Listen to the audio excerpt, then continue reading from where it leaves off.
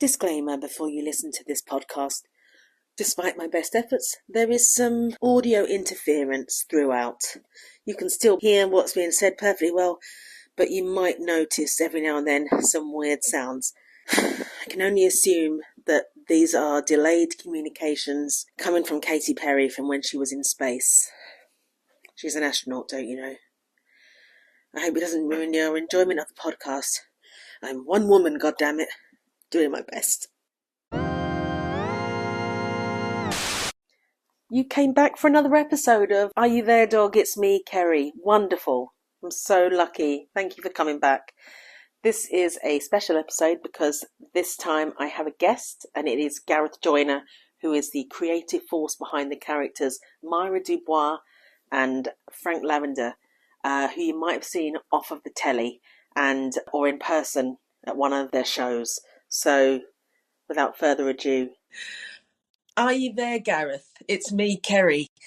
I am. I see what you did. I replaced the word dog in your podcast title. You did. That's very enjoyable. That's the only thing I've planned for this podcast. But frankly, that's the best bit, you know. Yeah, no, I love it. Yeah. Yes. So you are here today because we have good chats and I find you quite amusing. So I thought you'd be a good person on the podcast. You have a dog as well. I do have a dog, yeah.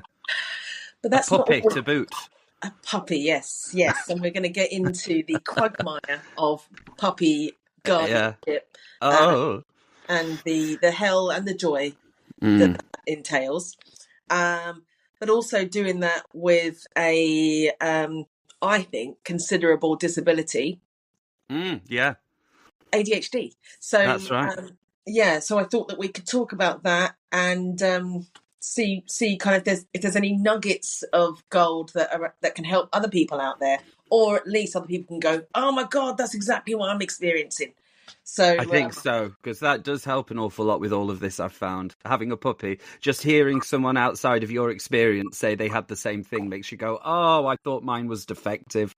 But no. I first happened across you because the algorithms threw your video my way. It was the one with the dog with its back to someone, and this video was saying how the dog is protecting, and you were like, no, the dog just wants its back stroked. And I thought that was very funny.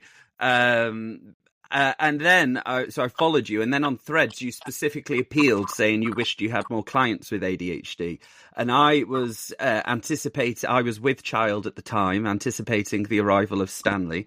And then when I decided I needed to work with a trainer with him, I saw that thread post, and I was like, yes, I must get in touch, because having ADHD, I find if you have ADHD and you're working with someone who is trying to accommodate your needs, but they do not have ADHD, there's a little bit of pity and patronizing to it, and a little bit of like, do Gareth, you think?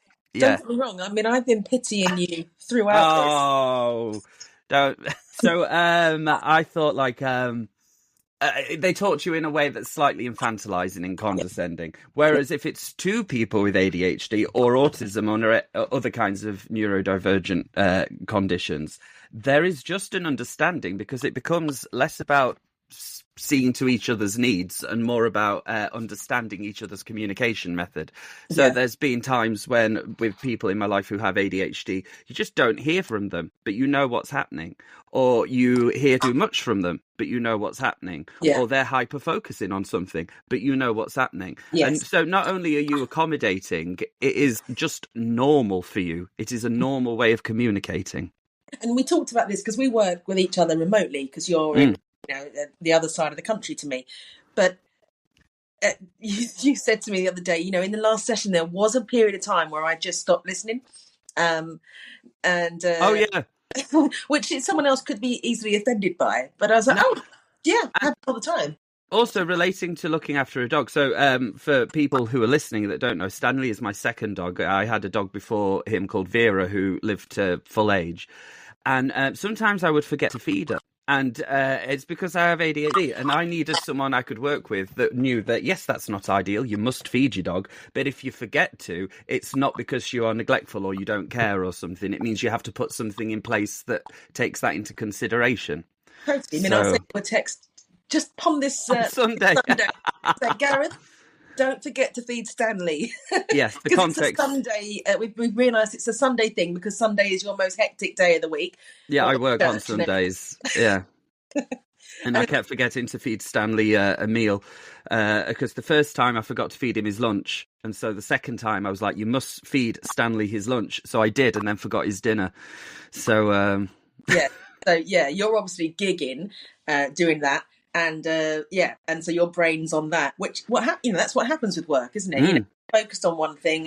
And I know that you are meticulous about trying to make sure that every other thing is right. Stanley's got someone to look after him. This is how I've got him here. He's not stressed out by the environment. You work really hard on all of that. So it's funny, all the more kind of complex things you were really focused on, but the most basic of the needs is dinner. Well, completely out of your head. That's because one of the support systems I came across for myself is that when Stanley was a very little puppy, when he was about he'd just come to live with me, so he was about 9-10 weeks old. Still on the nipple. And I was still on the nipple, yeah. I was forgetting to take him outside for a wee. So a lot of his accidents in the home were not because he didn't know where to wee. It was because I hadn't taken him outside so he could do it. Yeah. And so because if listeners don't know, a symptom of ADHD can be time blindness, in that we literally have the time perception of a dog. We do not know whether 3 seconds or 3 hours have gone by. And so I wasn't taking Stanley out for a pee. So I bought an old-fashioned chiming clock for the house, so that half the hour and on the hour, and it's an analog clock. I'm not using my phone because they get misplaced. It is a clock that stays in the house that chimes on the past and on the hour. So every half an hour I have something going. Have you remembered time? and on a Sunday I don't have that. So And that chime will also become an environmental cue for Stanley as well. Yeah. They're always noticing environmental cues, and I love how you are so aware of environmental cues. You messaged me yesterday about something and you referenced just very casually, there was an environmental cue. And I was like, yes. It was dinner. So I'm having real trouble at the moment with getting Stanley to stop jumping up. Is the core root of something I'm struggling with. Because what we've found also, this is an ADHD thing. Stanley is a bright button. He's very intelligent and he picks up things very quickly. So we will say we need to work on barriers. We need to work on his routine. We need to work on recall. And so I will hyper focus on that, and we will get that right, and everything else has just gone to mess. I've forgotten everything else because, like socialization, was wonderfully socialized because I had to get it right. I had a very strict time frame, and I thought of nothing else for that period. And now he jumps up. Anyway, so he jumps up, but he doesn't if I'm eating a meal. So he has figured out that if there is food on a plate or if I'm sat at a table, he isn't getting any. So he does not jump up. But if I'm having a little snack, if I'm having a biscuit, if I'm, things, he thinks he will get a bit of that food. Yeah. So he will jump up then. So there's something about the presence of a table or a plate, something environmental. And he has understood that if those things are present, his luck's out, I'm afraid. And he doesn't even try. And dogs aren't very good at generalising. So they learn, when Gareth is doing that, I don't do that. Great, got it. I haven't got a clue what to do any other time Gareth's eating. You know, I always say to people, if you're working with helping a dog to settle in one place and they nail it, they might not be able to transfer that to another room in the house or to a location outside of the house, etc., because they're just not very good at generalising. A really interesting thing about Norma, when we lived in Hackney, we used to walk down this one street where Norma she saw a cat. And on the way down this street, it was like a residential street. She'd be looking in every single front garden looking for this cat. And it was just, it was the slowest walk ever. I mean, our walks are pretty slow anyway because she likes to wee and sniff everything, which is fine. But if we walked down that same street the other direction, wouldn't be looking for that cat at all. Wouldn't even be thinking about it because it's different. It's a different context. And I always found that so interesting. And it's one of my little go-to anecdotes when I'm explaining that. There was a thing with Stanley. He doesn't do it anymore, and I'm quite sad because it feels like a loss of innocence. But when I first started walking him after he was allowed to go outside, he would not use the front door because I took the front door out of bounds while he was a little puppy because it was too much excitement. So I made people come through the kitchen door. And so I'd take him on his walk and then I'd come to the front door and open the door and he would just stand. He would not come through the front door. Even though he could see the living room, he could smell the living room. That was not the door in which we enter. So we had to go round the back. But he's grown out of that now, which I'm quite sad about. Bless him. I know. For the listeners, how old is Stanley now? At the time of recording, Stanley is about a week off 5 months old. Oh, it's just such a tiny baby. And He is so brilliantly. If he was a real baby, a human baby, old women would be saying he's been on this earth before. He's old before his time. He's just so he just takes excellent socialization and care and space and time and. Yeah, that's true. I've put an awful lot of work in with Stanley because, as I said, it's my second time on the dog guardian carousel. So and through my first dog, obviously I was 21 when I got Vera, which was a long time ago in 2008. So I made lots of errors and I did things wrong and it followed her through life. And I always said, as an old lady with Vera, I was making up for the things that I installed in her as a puppy. So like I was sort of like dealing with it because I caused it. Nothing hyper abusive or anything. It's just like, for example, she had separation anxiety because when she was a puppy, I thought you had to let them cry it out. So she was left on her own a lot. So she had separation anxiety as an adult, as an example. So when Stanley came along, I was like, I have to get it right this time. I want him to be a happier dog than Vera was, So that's why I've really thrown myself at this. And there are times where you just feel like you're hitting your head against a brick wall. And then all of a sudden it will click into place. Like I mentioned to you, didn't I? I feel like I haven't had to teach him loose leash walking or I haven't had to teach him roadside etiquette.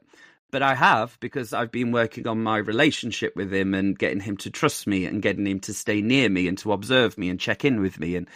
And so really I did all of that work before. So it does feel like you're not getting anywhere. And then all of a sudden things click into place. Exactly. So all of those things are a byproduct of you creating a safe space for Stanley and an ongoing dialogue where he knows that when he's unsure about things, he can check in with you, and then he's not kind of leaping about. Well, sometimes he is. He's a baby and he's a whippet, but generally he's not in that kind of I'm over threshold emotionally, and not really sure what I'm doing because he just seems very secure. And a new thing that I've been enjoying doing, I saw it on, because once you get into dealing with dogs in this way, when it's what you talk about for 95% of the day, your phone picks up on it and it just hurls dog videos at you. So one of the ones this morning was about, maybe you shared it, I think it was about someone walking your dog and listening to your dog. And so before, and I think this was the right thing to do because you had to encourage him. But up until now, when Stanley stopped, I would observe with him, and then I would encourage him to move on, whether it was walking forward a bit myself or luring him to me with a treat or something. But now, this morning in the park, he stopped once, and I stopped with him and I observed everywhere and, sort of went to him and was like, what are you looking at? Chatted to him. And then we walked on a little bit and he stopped again. So I just looked at him and I was like, do you want to go back? Are you done? So I walked a little bit further in the direction I wanted to go and he didn't follow me. And I walked a little bit in the direction we'd just been and he shot off. And I was like, you're done. You want to go? Okay. And we left. So it's also about learning to listen to him as well as him listening to me. Totally. It's learning to listen to them. I mean, with Norma, for example, she will, she's got quite a prey drive for little terrier. That's my dog. For anyone that doesn't know, Norma is a Yorkie cross with a Maltese. And so if we're walking, she gets a whiff of a rat somewhere or something like that. She will just slam on the brakes. And I'll always say to her, what is it? And she'll just stand there and she'll do that kind of, Joey in Friends does that smell the fart acting. Oh, yes. Yeah. It does that. and she looks around, and you know, and I can see she's just trying to work out what way the scent is, and then she'll kind of throw her head in the direction that she'd like us to go in.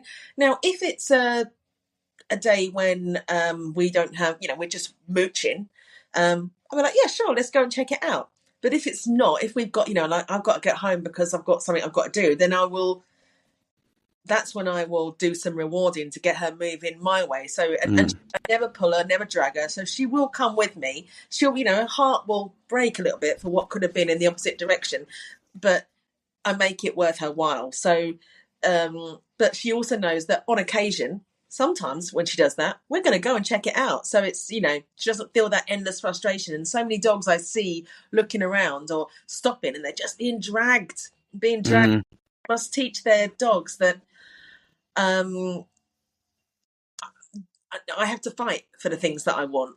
I have to, anytime I want to do something, I have to really be like quite exaggerated in my behaviours, and I have to really fight and pull. And actually, sometimes just stopping and just looking in a direction can be enough for us to go, oh, that's what you want to do. Fine. I think this is going to be the crux of what we work on next week when we work on Stanley's jumping. Not to get into it on the podcast, because that won't be interesting for your listeners to listen to. But I think one of the things I'm going wrong is at home, it's more of a battle, because with ADHD, my house is it's just a symphony of unfinished jobs, like half-done chores, piles of things to be packed away. And when Stanley decides he wants to investigate something, I often don't have somewhere in the house. Because, you know, this is something I struggled with. All of the puppy guides and the advice when you get a puppy is don't set your puppy up for failure. Don't put them in an environment where they can grab something. And it's like, shall I just move into a shell? Shall I not own anything? Do I not have clothes? Can I? And I'm sure to a neurotypical person who can keep a house, that is very doable, but it's not me.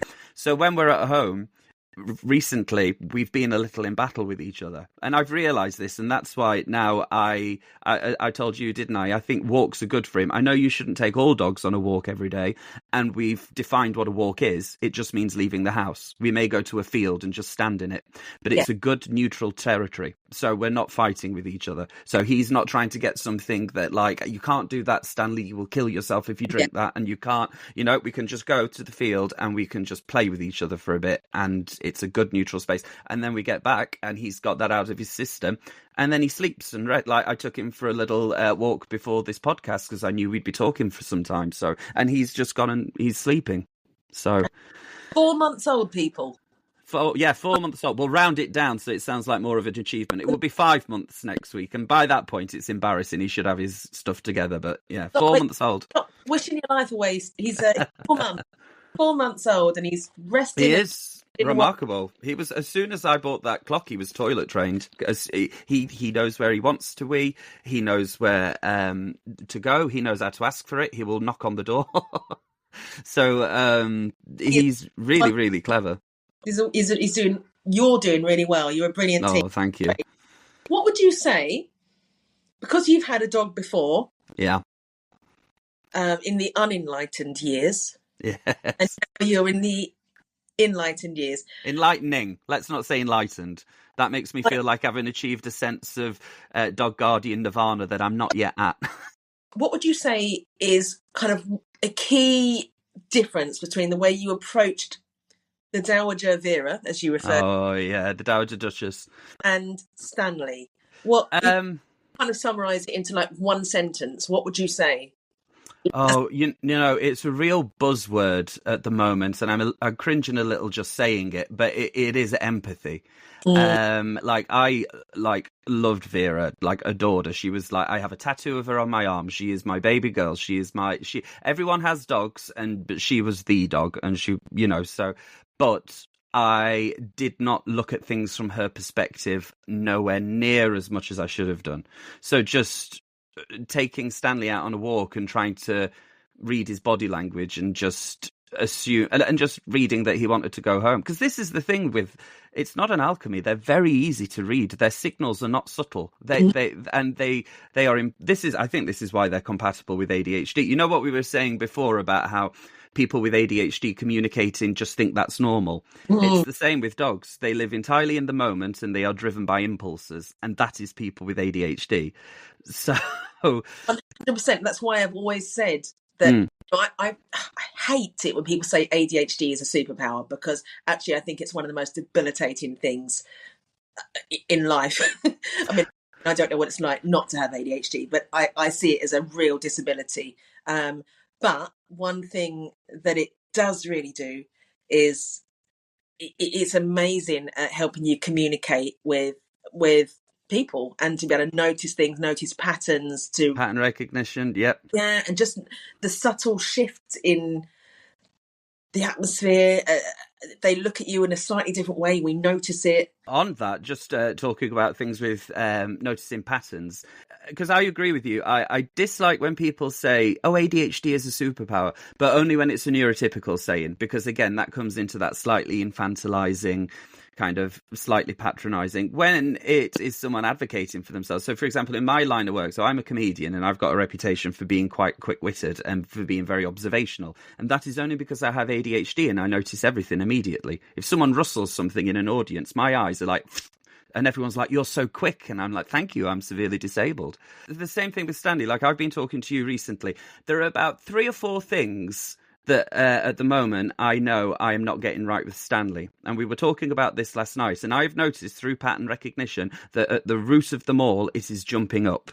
So it's he is lunging at birds and other dogs. He's jumping up at people that don't want to be jumped up at. He's counter surfing. He is jumping up when I'm eating snacks. And these things, I was thinking about them separately, and then I realised through pattern recognition, they're all the same thing. And I even have a vague idea of where I'm going wrong through pattern recognition. So I just heard him. He's just knocked something over. I'm going to go and investigate that, just in case it can harm him. So, this is funny. So he was being very quiet. And I was like, okay, wonderful. I turned around. I saw he wasn't on his chair. So I thought, oh, he's probably just on my bed. No, he had knocked down the barrier and got into the kitchen. And he had pulled an ornament off the side from the living room. And he had pulled down, I think I'd heard him, that noise I just heard was something coming off the side of the kitchen.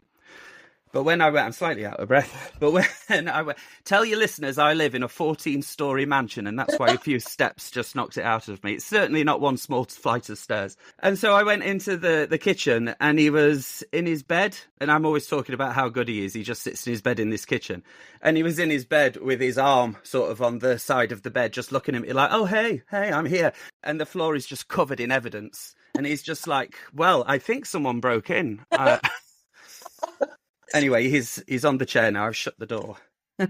That's fantastic. I mean, yeah. What I love is you haven't lost your shit. You might have done that internally, but you haven't lost your shit with him. I don't think so internally. And I think this comes back to the empathy thing. It's like, I understand he's done nothing wrong and nothing to get mad at. Exactly. He's just a curious little boy who suddenly thought, oh, I quite fancy having a look at that. And do you know what else I've been doing? And I have told you this as well, but I'm going to repeat it if it's new information for the benefit of your listeners. But I've because of that, I know that they're curious. And this is something that's different with Vera. So the other week, my bottom drawer was slightly open, not a euphemism. My actual drawer on my chest of drawers was slightly open. And he was sniffing and scratching and trying to get inside. And my initial impulse was to close that and say, no, get away from there. Come on, stop doing that. And then I just thought, why? If he wants to look in the bottom drawer and he has a curiosity and that will be enjoyable for him. I was like, there's nothing in there. It's just some towels and some swimming trunks. So I opened the drawer and we had a look through the drawer together. And I picked up towels and he was sniffing the towels and picked up a converter plug and he had a look at that. And after about 30 seconds, he'd sated his curiosity and went to the bed. So that when we make things forbidden... Why? What are they hiding? I must get to that. That must be absolute magical treasure. If they're guarding it from me, I must get to it. Whereas if we show it to them, they're like, huh. Yeah. And listen, just to clarify as well, I can't sit here and pretend I never get mad at him. And I know that this is where I'm going wrong with the jumping up, because when he jumps up at me, he has claws and it can be painful, and he's still biting a little because he's a puppy. And you can tolerate that for so much, but eventually it does get annoying. And then you're trying not to express that irritation, so you're putting a lid on it. And when you put a lid on something, you're just adding pressure to it. So of course I've had times where I've said really unuseful things like, for fuck's sake, Stanley, get down off there. You know, it's like, of course. You just reminded me of the brilliant phrase that you will remember, the Bet Gilroy one about putting a lid on something. Oh yeah, it's not a smile, it's a lid on a scream. I keep trying to think of a way to use that in a post. Do excuse me for a moment. He's opened the door. Have you seen Jurassic Park? So, listener, Gareth has gone to find out why Stanley, the 4-month-old puppy, has opened the door, and and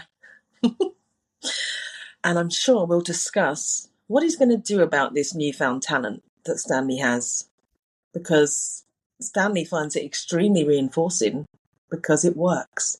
And listener, what works gets repeated. The things that often work, obviously, are the things I can't ignore.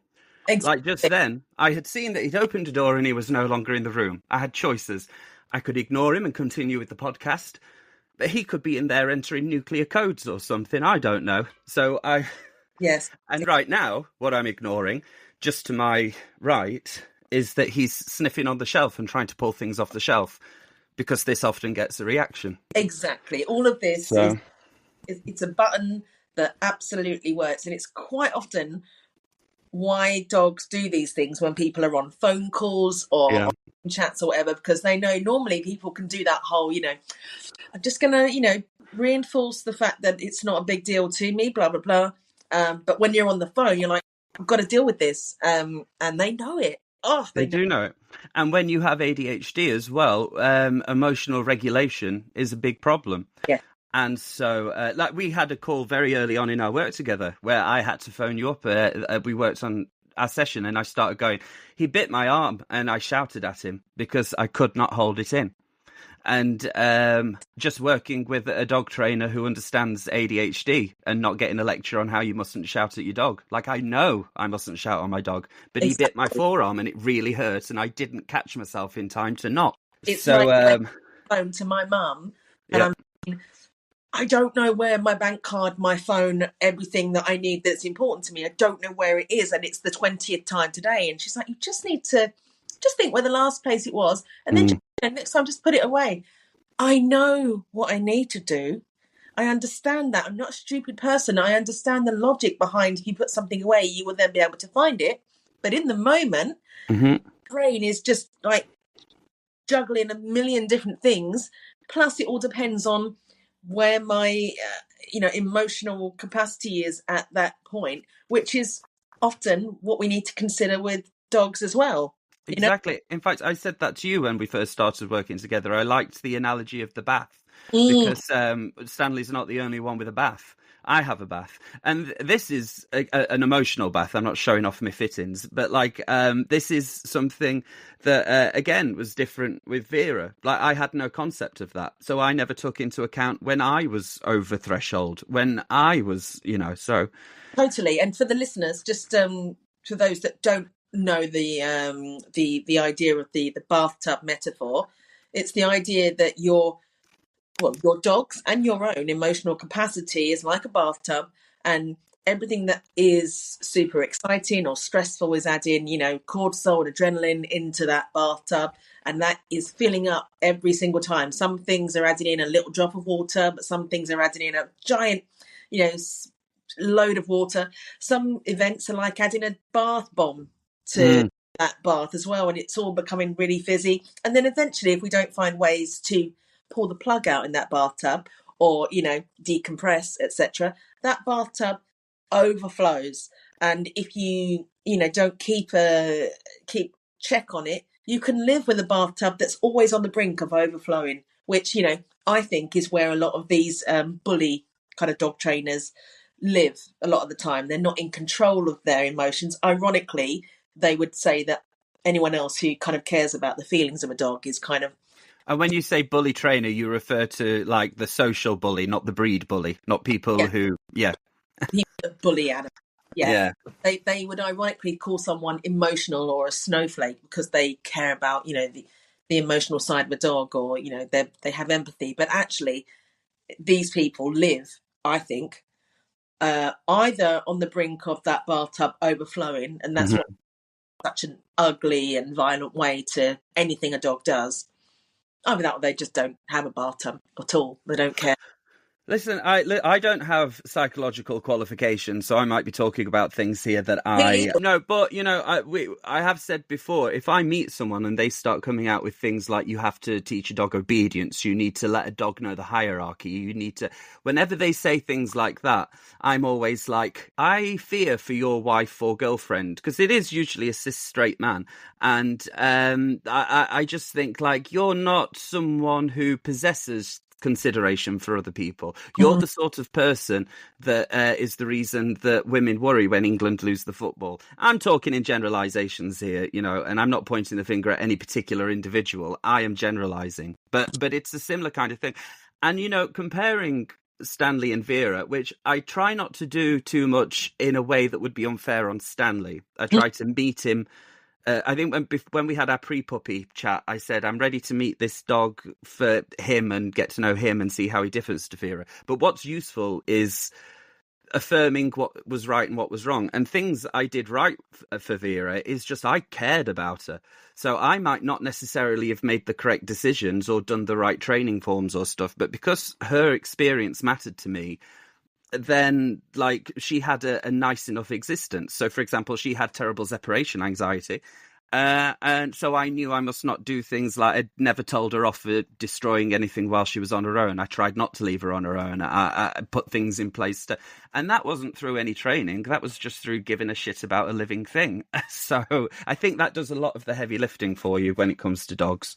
Definitely. And I think that is why there are so many people that have ADHD that are ethical dog trainers, because I think I think we do have a stronger sense of certainly justice sense. And that anyone that follows me on social media will note that I kind of will speak up a lot about injustice or perceived injustice towards dogs specifically. I feel very passionately about that in lots of areas, of the world: racism, homophobia, transphobia, sexism, etc. Classism, whatever. But I think specifically with dogs, your people with ADHD, it's not a hard and fast rule, and it's just a theory. But I think they lean more towards kind of caring and giving a shit. Well, there are. I mean, I don't have them to hand, but there are studies on it. I have been shown them because I have said this before. There have been times when things have erupted in the news, and then I've just noticed that the only people that seem to give anything close to a shit are all neurodiverse or divergent. I forget what the appropriate term is. Is it which one? Sorry. Divergent. I see. Diverse is just options, isn't it? Divergent is a particular route. So yes, but what I do is I pick and choose what I'm vociferous on, not because I care more about some things than others. It's just I am better researched, and there are some arguments that I feel passionately about. But if anyone was to pick an argument with me, it would unravel very quick because I don't really know what I'm talking about. I know how I feel, but I don't know what I'm talking about. So with those things, I tend to redirect. And I must say, with dogs, this is one of those areas. Like, I feel very passionately about it, but I am very much on the client side of the experience. Like, I've done no qualifications. I wouldn't be able to cite anything. But what I can do is redirect people to who I trust and who has done that work, which is where you present the things that you feel passionate about. So I will say, for example, I can't really talk about that, but you must follow Kerry on Instagram, who talks about this a lot. So thank you for that. You're very welcome. On the subject of that, tell me some bad advice you've been given, if you can, if it's not going to ruffle too many feathers. Is there any you can share?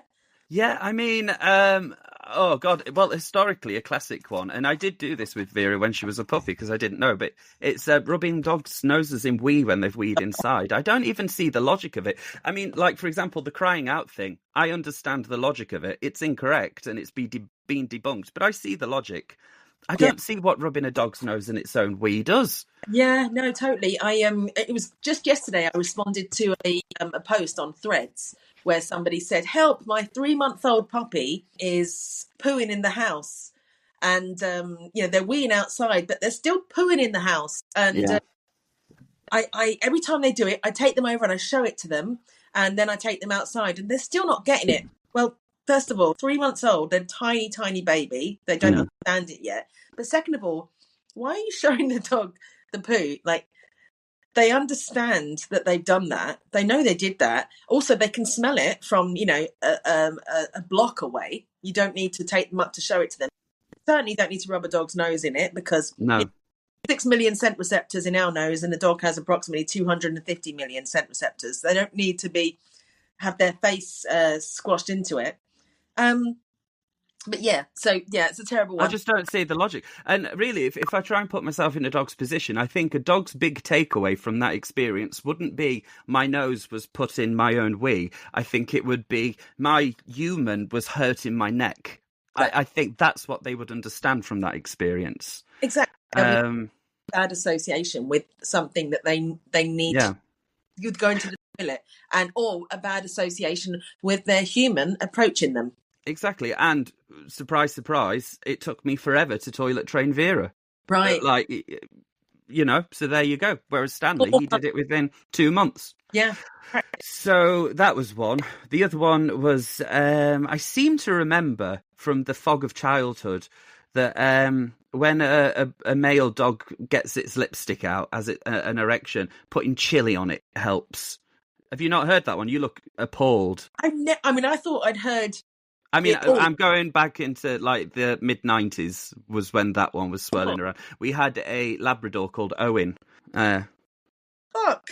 I mean, I won't go too much into it on a podcast, but the person who gave both pieces of advice was an abusive man. So, there you go. Really, I don't know. I think I don't retain bad advice. Also, I don't think I've received bad advice with Stanley because I don't think people would dare. Because I've been very vociferous in the process with training Stanley.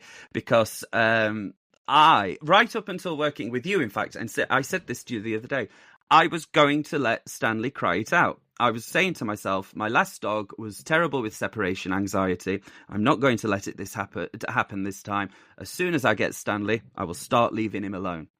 And then I started working with you, and I was like, oh my gosh, I nearly did the wrong thing. I nearly did it again. And I considered myself, because I had Vera for 16 years, to be someone that knew about dogs.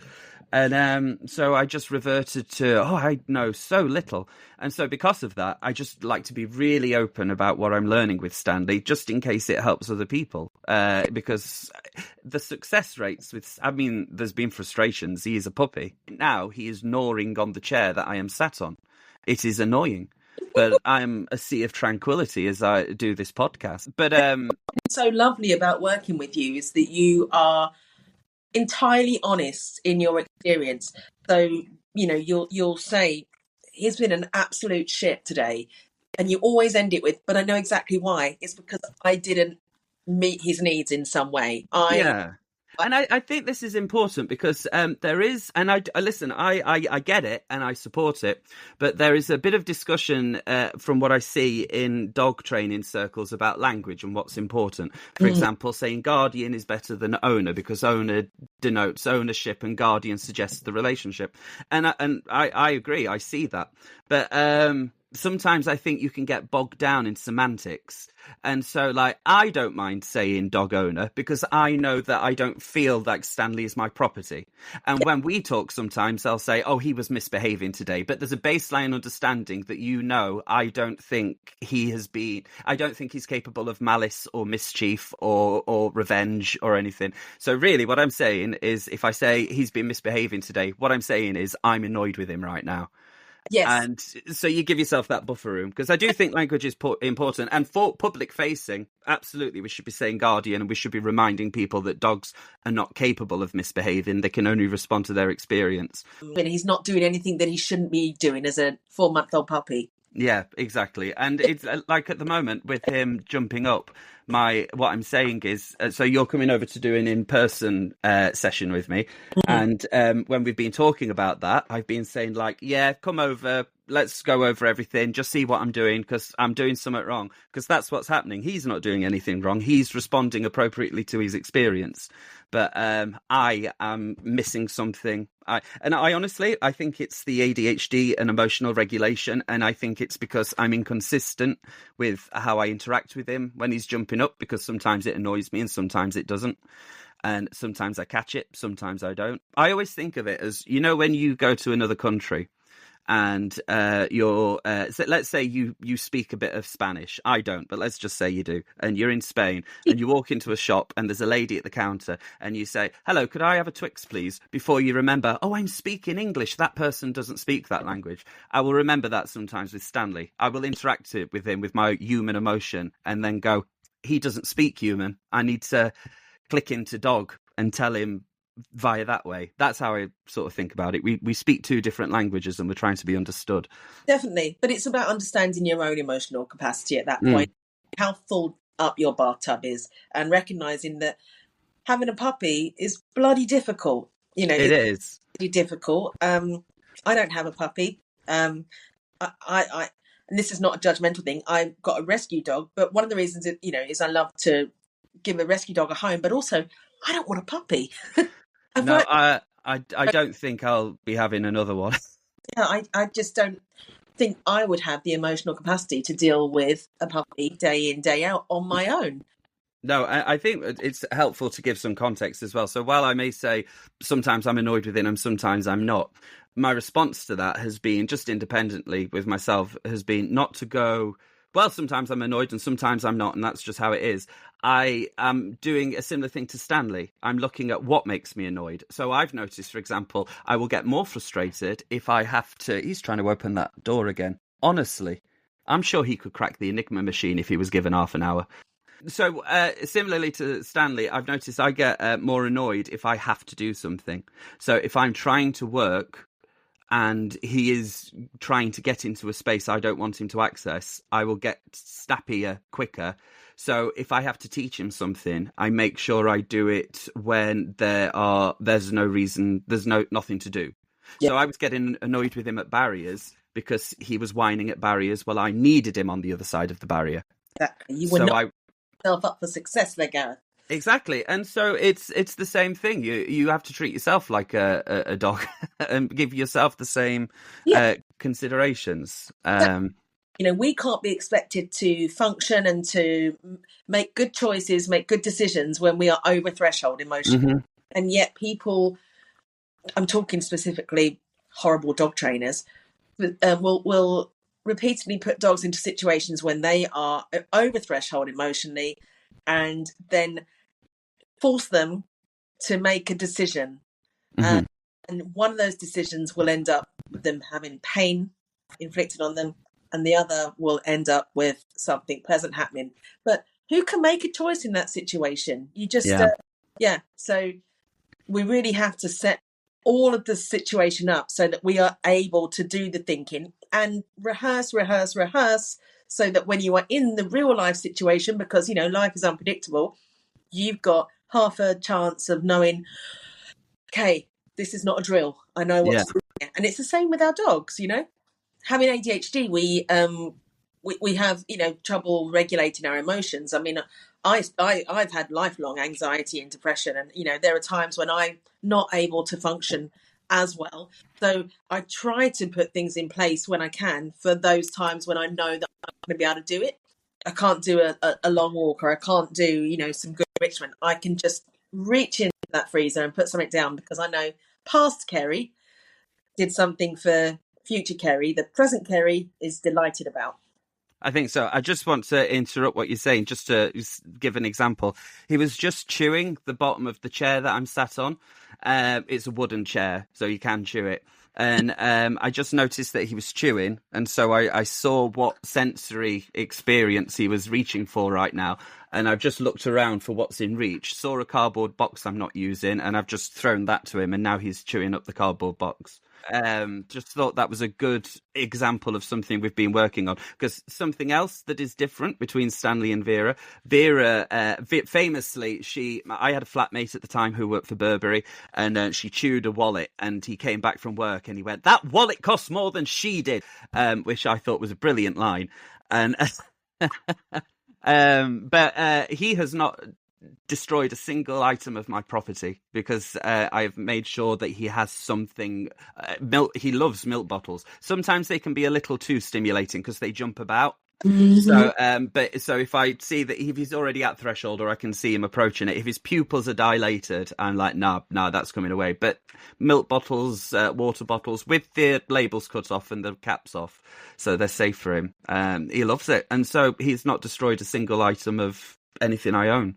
What's that physics thing? Every force on Earth has an opposite, and oh yeah, it's opposite force or whatever. But it's the same thing with our dogs. When if they're off their tits with excitement or whatever, and it's not really the time, then we try to counter that with something of equal level calm that will kind of just bring them back to a nice, chill vibe. So yeah. And honestly, if I'm just thinking out loud, and this is for really just to sort of demonstrate the process.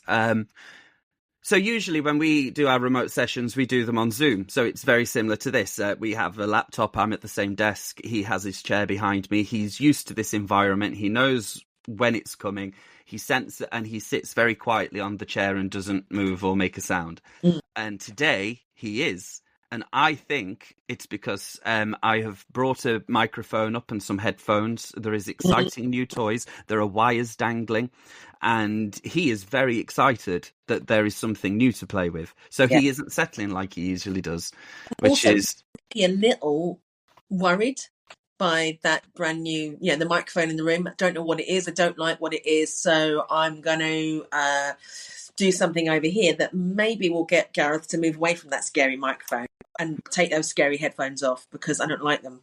Quite possibly. And also just thinking about his experiences leading up to this. So I have found out Stanley is a calmer dog if he gets a little walk, although I'm mindful that the parameters of walk are nothing beyond his puppy capabilities. So nothing too long, nothing too exhausting. Might just be a little sniff in a field, might be a walk round. So I took him before we did this for his walk. Then I remembered I needed my microphone. So I went via my studio, and walking to the studio, they are demolishing a building just over, and he didn't like it. And he was still walking, and he wasn't pulling on the lead or anything, but he was looking at it, and then his movements were just a little more skittish than usual. And then I got here, and I had to set up and got on the stuff, and we didn't really get any downtime between then and now. So again, the bath makes sense. Yeah. Being demolished would be, quite a, someone turning the taps for quite a bit and filling up that emotional bathtub. Because in all your socialization that you did with him, I wonder, did you factor in a building being demolished? Well, no, it was like one of the big JCB things. And there was, I don't know if you remember, the first time I took him anywhere, I took him to a cafe, and I walked with him to the cafe. And exactly, because the advice early on is if they start to get scared, abandon. Don't put them through anything that they are scared of. Notice it and work up to it. But I was exactly on the halfway mark. So I was like, I continue walking or I go home. Either way, he has 10 minutes in the sling. He's going to be scared now. So I powered onto the cafe, and he settled down in the cafe. And then on the way back, he's experienced roadworks, but I wonder if I ever got him beyond that scared thing. But he wasn't, I've seen him scared, but he was just, he became aware of it and didn't want to be near it. Yeah. Which I suppose is scared. But also it's a self-preservation thing. It's it's a completely rational, logical thing. Big, giant machinery, building coming down, I'm going to want to move away from that. And that, I was talking to a friend of mine yesterday who's also a dog trainer, and we're talking about breeds and the specific traits that have been bred into them and the function of that. So, for example, small dog like terriers, for example, people will often say the most annoying thing in the world, which is, small dog syndrome. They think they're a Rottweiler, but they're a terrier's body, etc. And I always say they don't think that they're a Rottweiler. They're very aware of their size, which is why they bark, which is why they take no shit and they have a go at you, because they are painfully aware of their size and how vulnerable they are, and so they advocate for themselves very well and they keep themselves safe, and which is a totally reasonable and functional thing. So when Norma is not a Rottweiler in a Yorkie / Maltese body. She's very much a Yorkie Maltese dog in that body, and she's fiercely protects herself. So a similar thing I saw the other day. I know you're a fan of being annoyed at videos on Reels, which I've inherited, and so have my friends. I went for dinner the other night with my friend Jordan. Little shout out to Jordan. And we went to a riverside pub, and Jordan's fiance took Stanley for a few hours so I could have some, alone, non-dog time. And so we went to this pub, and I just spent the whole thing going, that dog's got the wrong harness on, that's the wrong leash, she's got a retractable leash, she shouldn't have a retractable leash, they just rewarded that barking, it's never going to stop if they don't do that. And you're just constantly narrating and diagnosing other people's dogs. Anyway, Jordan texted me yesterday to say he now does that too. He was out and about commenting on everyone's harness and going, oh, God's sake. Awful, isn't it? It's terrible. Ignorance truly is bliss, and once you can recognize dog stress signals, and when you start to recognize the unfair things that humans do to dogs, etc., you can't unsee it, and so it ruins everything. Because where can you go where there aren't dogs? Everywhere you go there are dogs, and I'm just like, oh my God, that dog, don't look, that dog over there. And it's tricky as well, because when you say, if you try to say that to someone, if like, say for example, if a friend of mine had the wrong harness on their dog, and if I said, oh, have you considered getting another harness because that's quite restrictive around the shoulder blades, that you might be hurting them, it comes across as if you were saying you do not love your dog, you do not care for your dog, and people do. And so really that's what I look to, and I think it's not the same as animal abuse. The animal is uncomfortable, the animal is unhappy, the animal is not having a nice time, but I feel that abuse has intention. So I am learning to live with other people. And I'm still getting things wrong with Stanley. He still jumps up, so I'm not perfect. So. I'm not with Norma either. But yeah, that's why I always try and punch up. Like I'm very critical of people that claim to have an education on dogs, horrific things to them in order to make money. Yeah. I don't think they care about the dog, and I don't think they care about the client. I think they care about ego and making money. And I also dislike large influencer accounts that share videos of dogs doing things where they are visibly stressed, where it's been pointed out to them on many occasions, that dog is uncomfortable, that dog doesn't enjoy that dog, that, people such as me will list all the signs and the clues that dog is uncomfortable, and they don't learn from it because they've chosen the profits over that, and that I won't tolerate. And this is why, as well, a little bit, I'm being so on my Instagram, I'm sharing Stanley's progress, I'm talking about it. It's both because I just don't have a filter and just post whatever interests me at the moment. Because obviously dogs has become it was always a special interest, but now particularly dog welfare has become a special interest. So now I will talk about it for hours, as we are doing now. And so I will just share via example rather than message people, because the other day someone sent me a message. Showed me a video of a dog, and this dog was clearly distressed and uncomfortable with the situation it had been put in, and the context I was being given in. Isn't this cute? Isn't it funny? I've got ulcers from biting my tongue because I just thought I'm not going to get through. I'm not gonna. It's the same with dogs. If I shout at them for it, they're just gonna go and do it under the settee. So there's no point. I try not to when I'm talking to strangers, let them know I'm a dog trainer, because so often they say something like, "Oh, so you deal with a lot of naughty dogs then?" And I'm just like, oh, do I launch into a rant about the ethical theory about dogs and their behaviour and their intrinsic nature? Or do I just smile and walk away? Or do I just not mention that I work with dogs at all? Just avoid that entire conversation.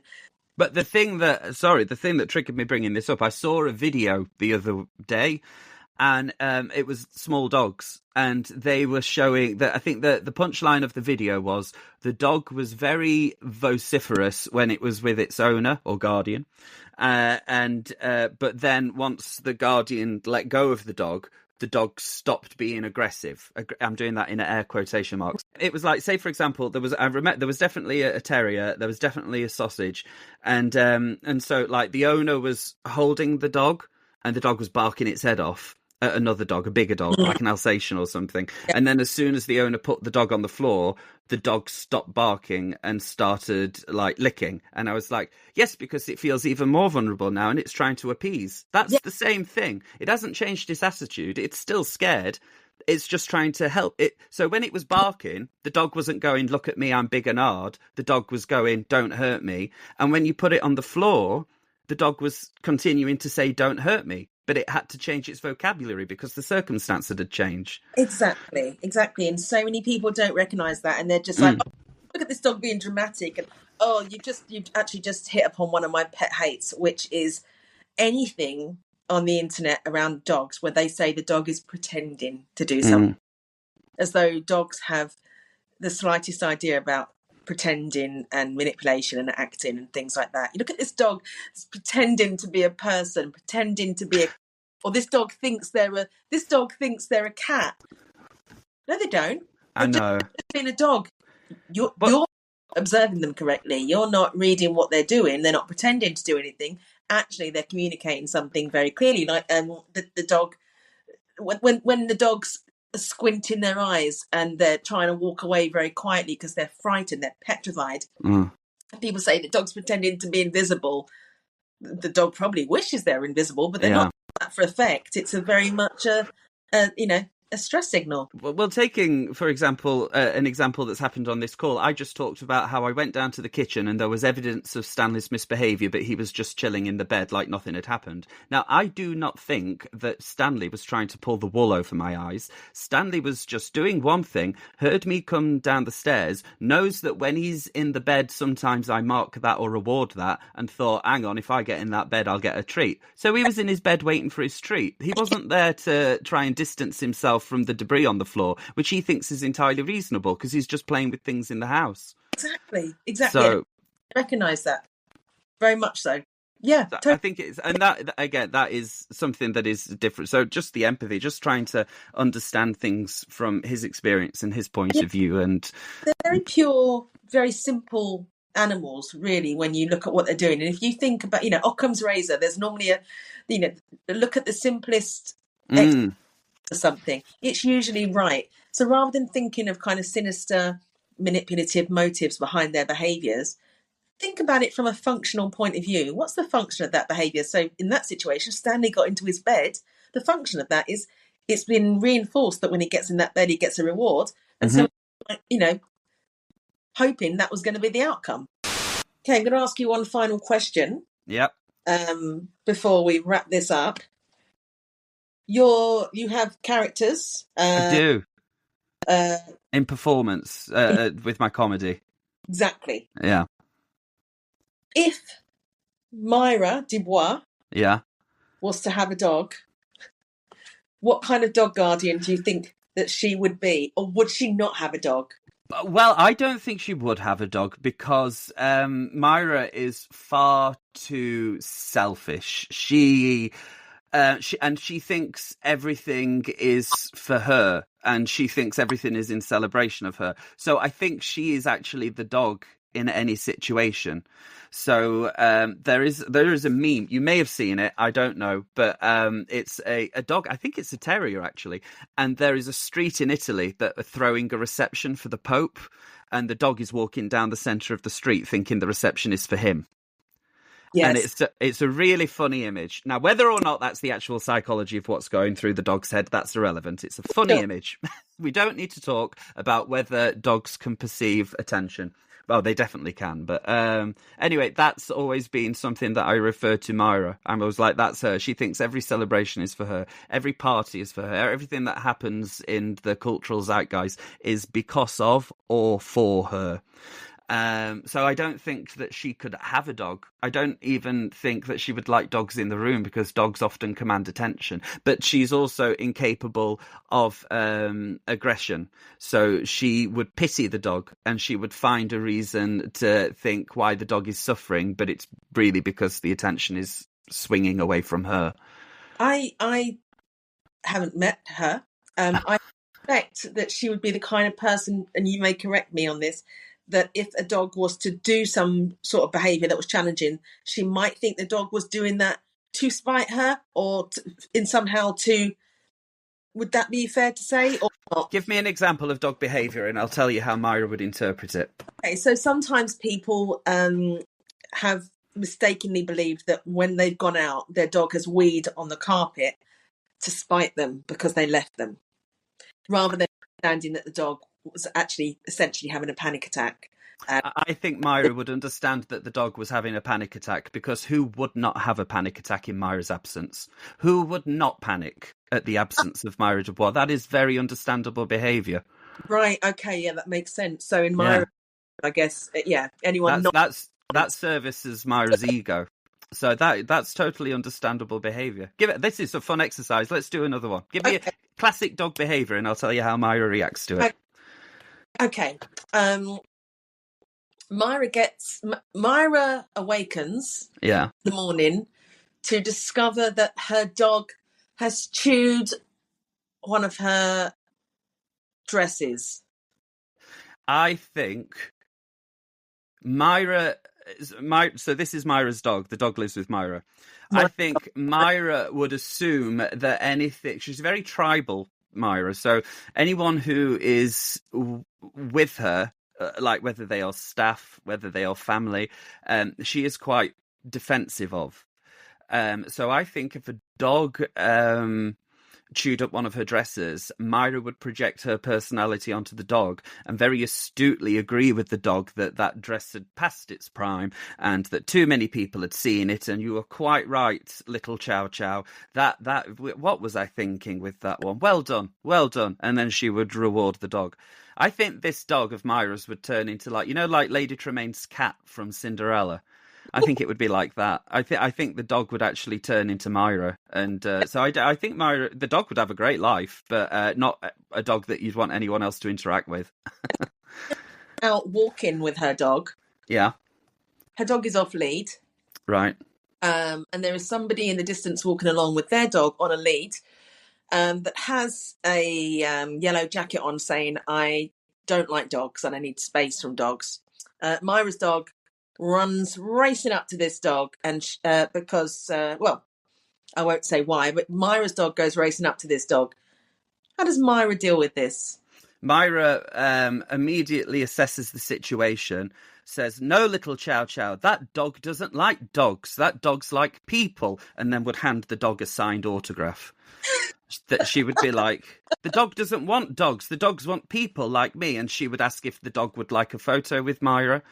I think that's how she'd react to that one. So again, she would correctly identify that the dog was right. She wouldn't put her dog on a lead, of course, because it's Myra's world and everyone else is living in it. So, I nearly ran over a spaniel this morning coming out the park. I'm trying not to rant at other people's dogs, but I was driving I'd seen this spaniel in the park and it was running around off leash. And listen, if your dog's off leash, I'm just going to assume that you know that your dog can do that. Vera was very often off leash because she was severely anxious and didn't like to be more than 4 feet away from me. So we could do that.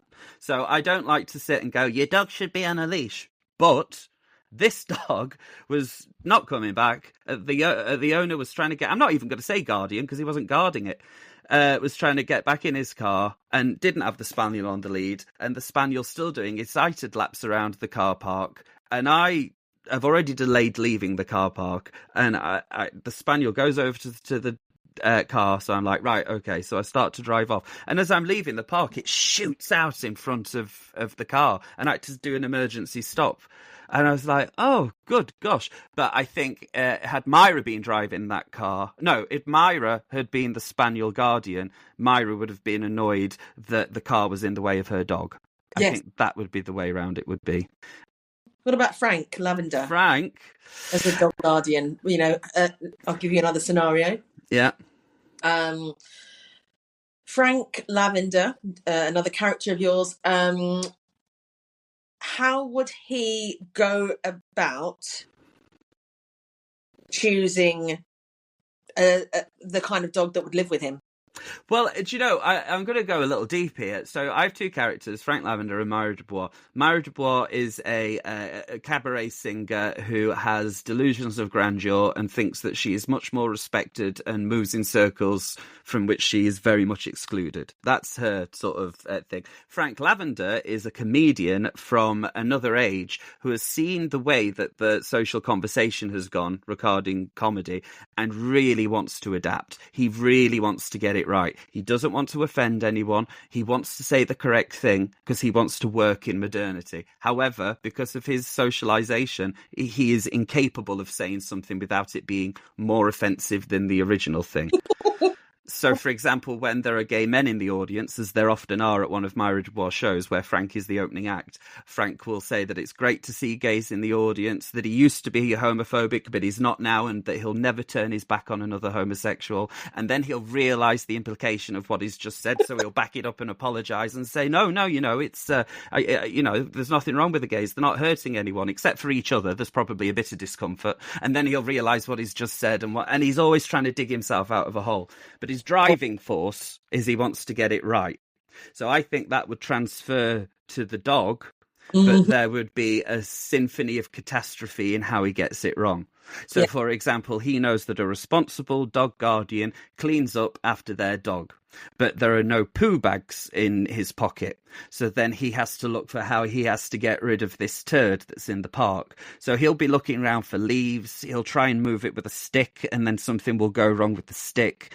There'll just be like, you know, a symphony of errors, because Myra and Frank are both two clown archetypes. So Frank is a clown, and a clown is someone who is trying very hard, thinks they can do everything, but just gets it wrong. And Myra is a bouffon, and a bouffon is a type of clown who criticizes and holds the mirror up and says something satirical and is quite biting and comments on things, whereas a clown is an innocent sort of inept force of chaos. So I think that's where Frank would fall into. He would try and do best by the dog, but something would go wrong in his attempts to get it right. Do you think he would have a dog or should have a dog? I think his wife might have a dog, Rose, who happens to be Myra's sister. So I think Rose Lavender would have a dog. And I think she would probably have... She'd definitely have a lap dog. I think she'd have a Shih Tzu, actually. I think Rose Lavender would have a Shih Tzu. Yeah. And I think also... I think she would have a Shih Tzu that went to the dog groomers often, and that maybe had a little bow or a clip in the hair, which it had been desensitized to, obviously. My dog would not have been desensitized to any of that. And no, Myra's dog wouldn't, no. But Myra's dog also, I think Myra's dog would share a sort of sense of... I think Myra's dog would share that sense. I'm going to say entitlement. I know dogs can't feel entitled, but I think a dog would feel very natural in any scenario. So I don't think it would need desensitizing. I think it would just absorb anything that came near it.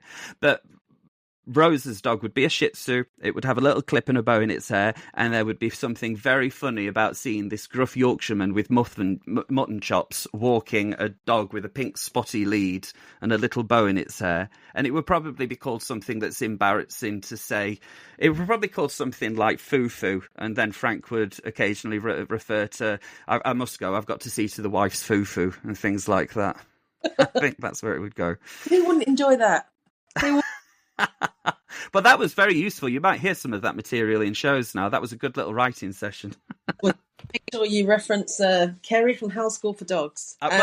Do you want to be known as the trainer who is responsible for Myra and Frank's dogs? I don't know if it would be an advertisement. Absolutely not. That's a very good point. you want to do a little shout out about your forthcoming tour? Yeah, sure. I'm doing a UK tour in the autumn of this year, the year in which we're recording, 2025. So Cosmic Empath is orbiting the UK, which is Myra doing the work to try and find out why she has this power from compassion. Where does it come from? And she thinks it comes from the stars. So that's what the show's about. So we're going to all around the UK and Ireland. We're doing Dublin. That's the only Irish state. That is the and Ireland part of the UK and Ireland tour. But yes, if you're listening, do come along. Or just find me on social media and keep abreast of everything I'm up to. Smashing. Gareth, it's been a pleasure. It's been nice, hasn't it? Yeah, it's been. We always do this when we have a session anyway. We always have our dog session bit and then we always have our gossip bit. And it does. That's why I thought you'd be a natural kind of on the podcast, because it's easy to talk to you and you've got so many wonderful opinions. Oh, I know. I annoy myself. I really do.